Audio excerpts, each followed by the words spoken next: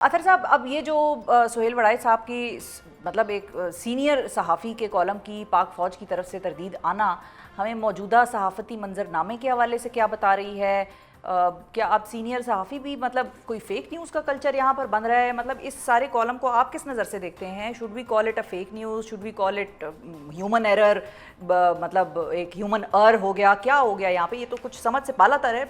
सोहेल वड़ाई साहब का तो 38-40 साल का तो एक्सपीरियंस है, जितनी मेरी उम्र नहीं है उतना उनका एक्सपीरियंस है सहाफ़ी का। मुझे तो क्वेश्चन करते हुए भी बड़ा अजीब लग रहा है।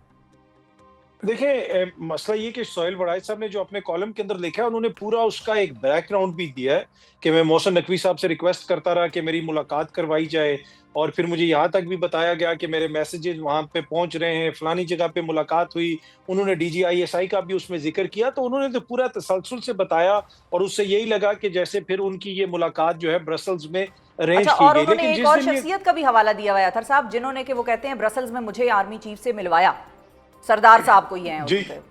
जी सरदार अब दाऊद वैसे साहब का आगे की पूरी सरदार तफसील आ साहब की गई है। भी एक वीडियो आ जी गई जी। है जिसमें उन्होंने कहा है कि ऐसा कुछ नहीं हुआ।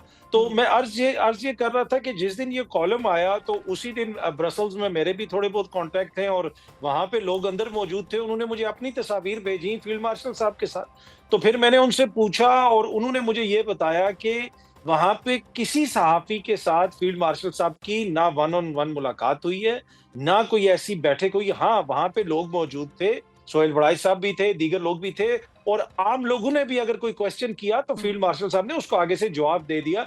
तो बातें वहां पे क्या हुई हैं उसका मुझे नहीं पता, लेकिन ये मैं हतमी तौर पे कंफर्म कर सकता हूं कि वहां पे कोई बाकायदा इंटरव्यू नहीं हुआ फील्ड अच्छा। मार्शल साहब का। अब बाकी देखे ना, सोहेल वड़ाई साहब एक क्रेडिबल जर्नलिस्ट हैं, और वो अरसा दराज से सहाफत कर रहे हैं, वो खबरें लेके आते हैं, वो मुख्तलिफ चीजें लिखते हैं। उन्होंने अगर ये कॉलम लिखे हैं तो वहां पे जो इन बातों का जिक्र किया है, तो इसके ऊपर जब तक वड़ाइच साहब का रद्द-ए-अमल नहीं आएगा, वड़ाइच साहब का मौकिफ नहीं आएगा, टू बी ऑनेस्ट हम तो उस पे कोई हतमी राय कायम नहीं कर सकते। लेकिन ये बात हतमी है कि वहां पे इंटरव्यू नहीं हुआ। बाकी वहां पे जो बातें हुई हैं, क्या वो पीटीआई के हवाले से हो रही थी, क्या वो इमरान खान साहब के हवाले से हो रही थी? तो ये वो सारी चीजें हैं जिनका जिक्र वड़ाइच साहब ने अपने कॉलम के अंदर किया है। आई थिंक कि जब तक वड़ाइच साहब का रद्द-ए-अमल नहीं आएगा तो हमारे लिए उसके ऊपर कमेंट करना थोड़ा सा मुश्किल होगा। ठीक है, बिल्कुल सही है। अच्छा हसन साहब, अब दूसरा जो आज का एक अहम डेवलपमेंट हुई वो 9 मई के केस के हवाले से हुई, और डीजीआईएसपीआर ही की अगर हम बात करें तो उनका 9 मई के हवाले से भी एक बड़ा तफसीली डिटेल्ड आप लोगों के साथ बातचीत हुई, और वो भी हमने खबरों में पढ़ा कि वो कहते हैं कि भाई जो हक है वो कायम रहता है और बातिल मिट जाता है। और उन्होंने ये भी कहा कि भाई 9 मई हमारा मुकदमा नहीं है, सिर्फ कौम का मुकदमा है। लेकिन दूसरी तरफ हमने ये भी देखा कि जो अब वही बात है कि अब उसके हवाले से आपका रावी जो है वो क्या रहा है इस वक्त? चैन लिख रहा है, सजाएं लिख रहा है, जमानतें लिख रहा है, क्या लिख रहा है? क्योंकि जमानतों का मामला भी साइमल्टेनियसली साथ साथ चल रहा है। और गौहर खान साहब अलबत्ता ये कह रहे हैं कि हम फरिश्ते नहीं हैं। तो गौहर खान साहब का ये इंटरेस्टिंग एक आया स्टेटमेंट। लेकिन दूसरी तरफ जस्टिस याहिया अफरीदी साहब ने उसी शख्स को कि जिसको मास्टरमाइंड कहते हैं उसी को आज 8 मुकदमों में जमानतें दे दी। आप देखिए, आपने काफी चीजें मिक्स कर दी हैं। देखिए, एक हक और बातिल की बात तो डीजी साहब ने जो की थी, वो तलबा से खिताब में और इंडिया के कॉन्टेक्स्ट में बात की थी, और मार्का हक के हवाले से बात कर रहे थे। और उन्होंने इस्लामी की जो जंगे बदर थी, जंगे बदर का भी तस्करा किया था। उन्होंने कहा था कि वो हक और बातिल की जंग थी। तो वो इस तरीके से उन्होंने कहा जी कि हम भी जो है ना वो बदरी फौज हैं अपने बारे में। और हिंदुस्तान का जो जो तकाबली जायजा ले रहे थे कि वो कुफार उस वक्त जो है वो 313 मुसलमान थे, और 1000 से ज्यादा जो है वो कुफार थे। जी। तो वो फिर भी साजो सामान भी ज्यादा था, फिर भी अल्लाह ताला ने मुस्लिम फौज को नुसरत दी थी। तो वही बात उन्होंने इससे की, और हक और बातिल की बात उन्होंने इस तनाजुर में की थी। जो बात आप कर रही हैं कि 9 मई के हवाले से, उन्होंने यकीन तौर पर कहा कि ये मुकदमा पाक फौज का नहीं, पाकिस्तान की कौम का है।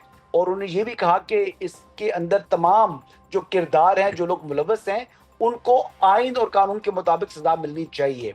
रहा सवाल इन 8 मुकदमात में सुप्रीम कोर्ट से जो जमानत। उनकी जी। जमानतें मंजूर, जमानतों का मंजूर होने का, तो वो तो इससे पहले हो जानी चाहिए थी। हाई कोर्ट के लेवल पर कम से कम जो है इसको जरूर हो जाना चाहिए था, क्योंकि 6 मुकदमात में तो अभी तक चलान भी जमा नहीं हुआ।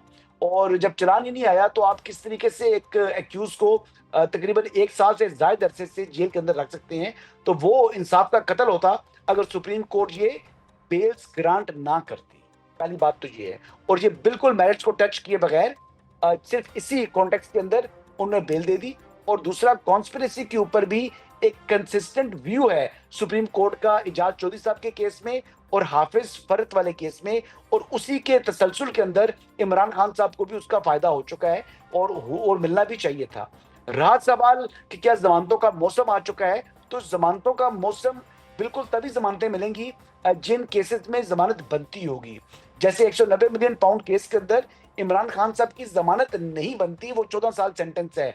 उसमें जो सलमान सदर साहब का दावा है कि जिनको जमानत मिल जाएगी, ये बिल्कुल झूठी उम्मीद और आस दिला रहे हैं अपनी पार्टी को और अपने क्लाइंट को। हाँ, बुशरा बेगम को क्या उसमें जमानत मिल सकती है?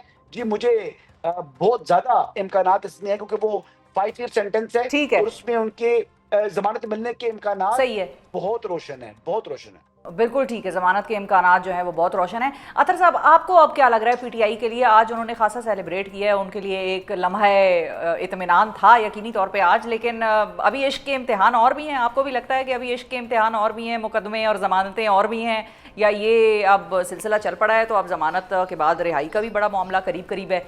और साथ मुझे ये बताइए कि ये जो अचकज़ई साहब वाला जो फेंका है, खान साहब ने कार्ड फेंका है, ये अचकज़ई साहब के ऊपर आपको खान साहब का टेक ज़्यादा बेहतर लग रहा है, जो वो कह रहे हैं कि इनको आप ऑपोजिशन लीडर बनाएं, या आपको लगता है कि जो पार्टी कह रही है कि भाई पार्टी के अंदर से कोई शख्स होना चाहिए, वो आपको सही लग रहा है?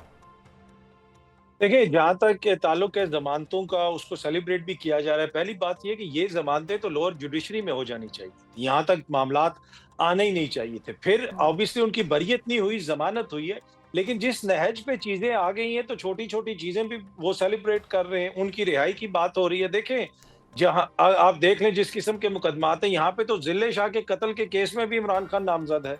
तो अगर 1-2-4 में जमानत हो भी जाएगी तो पता चलेगा कि कल कोई और केस भी ऐसा है जो अभी तक पेंडिंग है। उसके अलावा टेक्सला में उनके ऊपर केस है। 26 नवंबर जिस वक्त वो जेल के अंदर थे, उस रोज भी उनके ऊपर मुकदमात वगैरह दर्ज किए गए। तो मुझे तो फिलहाल उनकी उस तरह रिहाई होती भी नजर नहीं आ रही। जब हुकूमत का दिल होगा, कोई ना कोई नया केस सामने आ जाएगा। लेकिन अनफॉर्चुनेटली जिस नहज पे चीजें पहुंच गई हैं, आप ये देखें कि इस वक्त शाह महमूद कुरैशी साहब मुकदमे से बरी हो गए, लेकिन 2 साल उनको जमानत नहीं मिली। 2 साल उनको जमानत नहीं मिली और वो मुकदमे से बरी हो गई। तो उससे आप अंदाजा लगा सकते हैं कि किस सूरत हाल का सामना है इस वक्त पाकिस्तान तहरीक इंसाफ को। जहां तक ये ताल्लुक है कि यहाँ से आगे तहरीक इंसाफ की पॉलिटिक्स किस तरफ जाएगी, और आपने महमूद खान अचकज़ई साहब का भी जिक्र किया। मेरे ख्याल में इमरान खान साहब का एक अच्छा और साहिब फैसला है। इस वक्त अगर उनका कोई ऑपोजिशन लीडर ज्यादा बात करता है तो उसके ऊपर या तो 9 मई का केस कोई सामने आ जाता है या कोई और चीज सामने आ जाती है। महमूद खान अचकज़ई पे कम से कम वो कोई 9 मई का केस तो नहीं बना सकते। उस तरीके से महमूद खान अचकज़ई साहब को प्रोसिक्यूट भी नहीं किया जा सकता जिस तरह पाकिस्तान तहरीक इंसाफ के तो बहुत सारे एमएनए। लेकिन एक और प्रॉब्लम है यहाँ पे अतहर साहब, यहाँ पे मसला जी ये जी है कि राना सनाउल्लाह साहब कहते हैं कि आज तक पाकिस्तान की तारीख में, इसी तारीख में ऐसा नहीं हुआ कि सबसे छोटी सियासी जमात जो पार्लियामान में हो, उसका शख्स जो है, उसका कोई नुमाइंदा जो है वो अपोजिशन लीडर बने। जी। आपने आज तक पाकिस्तान की तारीख में ऐसा देखा है कि जो सबसे छोटी जमात हो उसका वजीर आजम बन जाए? तो मसला ये है कि अगर राणा साहब ये कहते हैं तो बाकी पीटीआई वाले तो ये कहते हैं कि ये 17 सीटों पे इन्होंने हुकूमत बनाई हुई। तो दोनों एक दूसरे के हवाले ये से तो मुख्तलिफ आपने बयानात 17 देते वोटों रहते वाली हैं। बात कर दी अतहर साहब।